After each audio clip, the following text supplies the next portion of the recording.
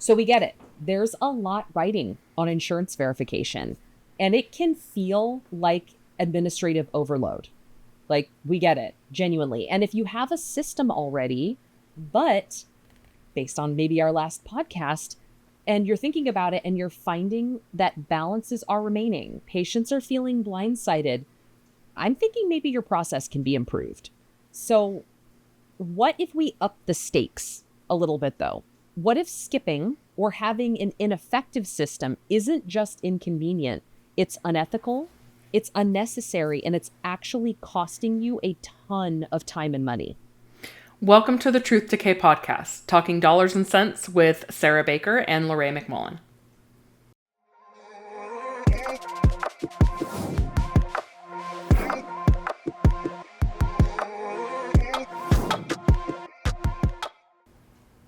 So today is part 2 of our series on making the case for a targeted appointment approach to insurance verification. Why it's not just a step in the process, but it can actually be a frontline safeguard for your patients and your practice. Yep. So last episode, we made the case for why an exhaustive full breakdown, which is what we call it, it's the most classic, outdated approach to insurance verification. It just might not be worth the time or effort. And there's a better way. Yep. So today, we want to continue that conversation with more of the benefits. So of having a solid, consistent, clear verification system. Not only are there some downfalls to not having a good system, but having a system you can reap a ton of benefits. Yep. So it's nothing but good. And today, let's start with the ethics part of it, which is always a big, huge part of our billing and the way that we're guided kind of by what services that we provide. So the ADA, the American Dental Association, has a code of professional conduct, and it's on their website. You can go download it. And it says that you must be truthful, including how you represent your fees. This includes patient portions. Exactly. Waiving copays without telling insurance. If you're doing that, unfortunately, collecting the patient portion is, according to the ADA, engaging in a process called balance billing, and it is considered fraud. We hate that word, but it's considered fraud. So, and it actually happens a lot more often in this industry than we'd like to admit. Yeah. So I found a specific case study. It was written by Dr. Mark Leffler in May of 2023. And in his example, there's a Dr. F. And Dr. F was accused of insurance fraud after waiving a patient's financial responsibility for 3 crowns. So what happened was he submitted a claim stating a charge of $1,850 for each of the crowns performed. And the total of the claim was about $5,550 billed to the insurance company. So, however, when they paid $3,600 for procedures, by the way, phenomenal insurance. Just want to throw that out there. For sure. So when they paid $3,600 for the procedures, Dr. F told the patient that he had no intention of collecting the patient's portion of approximately $1,200. That the doctor, in other words, had said, I'm just going to bill your insurance and take what they pay as payment in full and not collect the patient portion. When the patient discovered this, he confronted Dr. F and threatened to report the incident. If you go read the case study, it actually has something to do with the patient needing to have the treatment redone at a different office. Okay. And he confronted the doctor and threatened to report the incident. So when all was said and done, Dr. F's attorney actually acknowledged that billing the insurer for the amount he did not intend to collect from the patient could be considered fraudulent. Mm-hmm.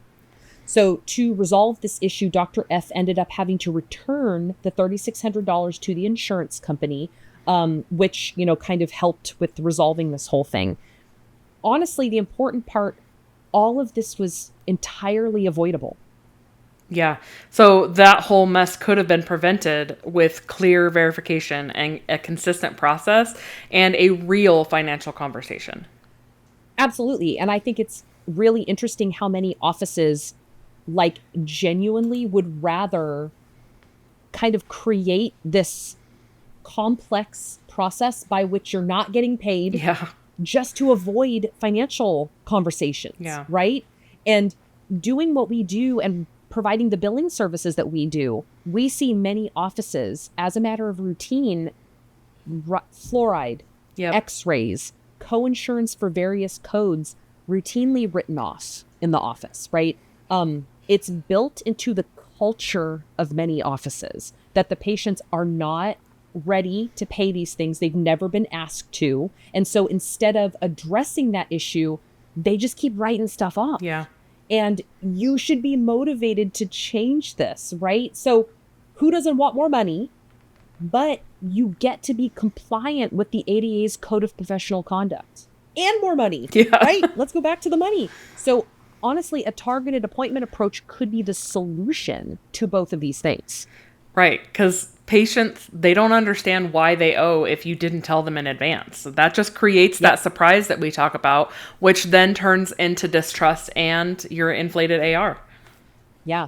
And when we explain that this is kind of about ethics, not just the process, how that's a part of it, the response is often, and I understand this, but the response is often kind of some defensiveness, right? And I get it. Like, this is a scary concept that something you're doing might not be correct, and it's baked into your processes. Yeah. So we're literally kind of proposing that you talk to your patients differently, that you change something that you're doing. But I really want you to think about, we're making the case for change, right? Not only is the change going to make you more ethical, it's going to make your office run more smoothly. It's going to build trust with your patients, and you're going to collect more money, right? Something is happening. So why wouldn't you put your resources into a process that is doing all of those things and solving all of those problems versus keep doing a thing that you're doing, avoiding the issue, continuously not collecting money that you're absolutely owed, and always having that sword hanging over your head about, like, am I going to get reported for this? Yeah. You know? So first step, stop saying, we'll just bill your insurance. Stop saying that.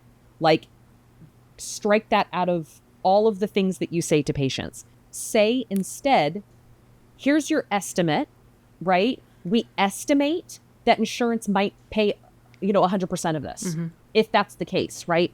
But say you may owe something more. You might have a potential financial responsibility above this, but like, we're going to, bill your insurance. We've checked, hopefully.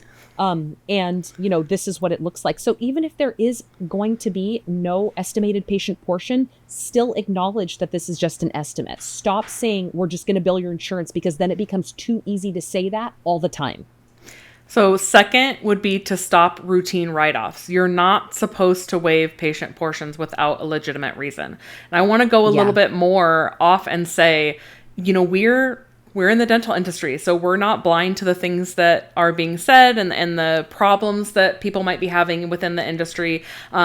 Most of that talks about insurance doesn't pay enough, or, I just don't make enough money. I mean, we know dental school costs a ton of money. Actually, my daughter's about to go to dental school, and we know it costs a lot of money. I'm a little scared. So why are you writing things off, right? Like, you're complaining about, or I don't want to say complaining, that's kind of negative, but concerns in the industry are insurance doesn't pay enough. You are doing that work. You deserve to be paid. And if you don't like what the insurance is paying, you can go out of network. We can have a whole episode about that. We probably will, honestly. But even if you're in network, you are accepting what the insurance is saying, and then you're writing off what they tell you can collect from the patient. Yeah. Not optional. Not optional. I know. So to that end, right, third is we say that you need to separate insurance adjustments from write-offs. Yeah. So any practice management software that you're using, you can create kind of differentiations and different types of adjustments that you can choose. So the separate adjustments for contract fee write-offs, right? You need to be tracking those. Hardship, that is an actual, you're allowed to write off balances if you need to. If a patient expresses to you that they had this treatment done and now that they're not going to be able to pay for it for XYZ, and you as the business owner decide that is legitimate, I want to have them not be responsible for this balance, you can do that. That is okay. But the other write-offs, right, the ones that we're talking about, you need to be able to track trends to see if there is something that needs to be corrected. Perhaps your staff needs clarification about your expectations, right? Maybe they're doing this because it's easier to sell fluoride and they're taking the payments that are coming in and then they're just writing off the rest. You need to be aware of it, and you need to make sure that your staff understands how you feel about that. Right? Like, and they just need some training, because if you can't measure it, you can't manage it. So you need to ultimately be aware, doctor, of what is being adjusted off in your office. So we're going to let you in on our targeted appointment approach process, which is to verify 3 days before, send paperwork early, review the plan, get signatures, set expectations, always, every time. Absolutely. We talked about it more in detail in our previous episode. So go listen to that one to get a little more, information on that. But let's even talk about if you outsource this service. Okay. So let's say you have someone do it in your office. Great. You're paying them for their time, right? That is a person who is doing verifications every day for X amount of time. You're paying for that resource. But let's say you have a third party do it, right? Maybe you're paying $7, $8, $9 more per verification, right? But you are able to ascertain from that fee, say fluoride isn't going to be covered.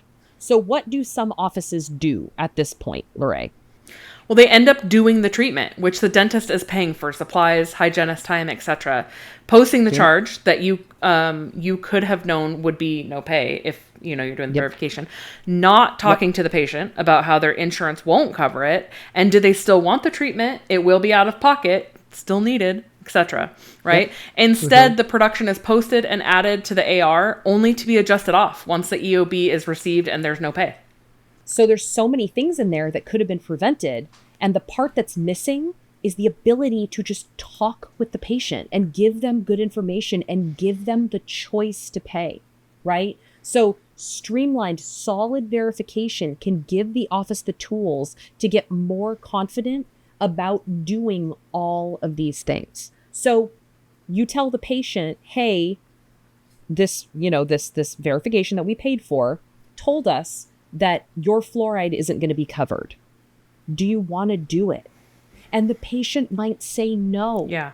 But if the patient says no, then great. They were given full discretion to decide what happens to their own treatment, right? And you can explain why you recommend it or why, this was offered to you or whatever. But ultimately, you get to avoid a situation where a procedure that is going to be no pay and you are potentially just writing off anyway, why would you do it then, right? You saved money by paying for that verification. Yeah. Right? And there's so many other good things that happen. So you're not adding production to the AR and inflating it artificially. You're putting yourself into a position to not balance bill and do something against the ADA's Code of Professional Conduct. Isn't that worth the time or the money? Well, and don't forget that patients need clarity on their network status too. That's part of the conversation. Verification can help you lead that. Absolutely, right? More information is better. Yeah. So the myth that verification is just admin fluff. The reality, it's your best compliance tool. Yeah. A targeted appointment approach isn't just about efficiency. It's about clarity, it's about consistency, and it's about keeping your patient relationship strong and more money. And when you make verification about people and not about paperwork, everything can change. Collections, ethics, trust, all that stuff. So verification about people, not paperwork. Yeah, people, not paperwork. All right, so at the top takeaways for this episode, and number 1 is going to be waiving copays without full disclosure to the insurance carrier is, at best, against the ADA's Code of Professional Conduct, but at worst, it could be considered fraud. Smart, targeted verification can give you the tools that you need to help prevent that. Yep. Number 2, trust starts before treatment. You need a consistent, streamlined verification system, and that's how you earn it. And again, if you go listen to our previous episode, we make the case for why a targeted appointment approach can actually give you that those solutions a little more efficiently than the exhaustive full breakdown can. Yeah, because a targeted appointment approach, this is number 3, by the way, a targeted appointment approach works better than full breakdowns because they're specific, they're repeatable, and they're accurate to a few days before the appointment. So, yeah. So a few action steps that you can take if you're listening to this and you are intrigued. And if we have, kind of hopefully reached a few people about this. Number 1, run your adjustments reports. So run them, right? You need to be looking at the scope of the adjustments that you're making. If you're not making any adjustments, right, for these things, awesome. That's awesome. I love that. Yep. But look for procedure patterns where procedures are being routinely waived. You need to start measuring how much money you are adjusting off needlessly that you could absolutely be collecting from these patients, right? Don't be afraid of a few patients saying no.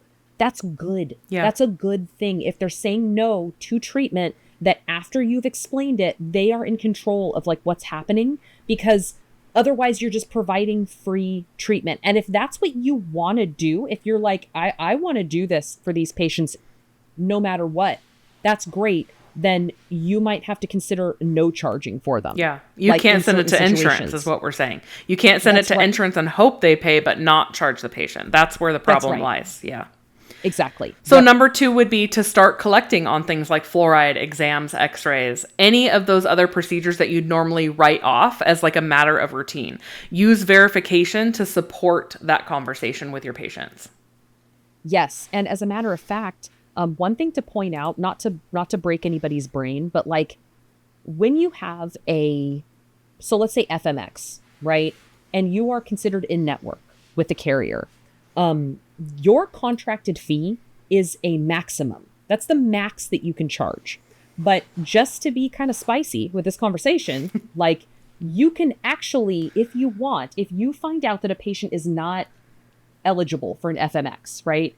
And you tell the patient, hey, you have a conversation with them about how, like, we would still like to do this. Here are the reasons why an FMX is really important for us to have for documentation purposes, for diagnostic purposes, etc. Your insurance is not going to cover this today.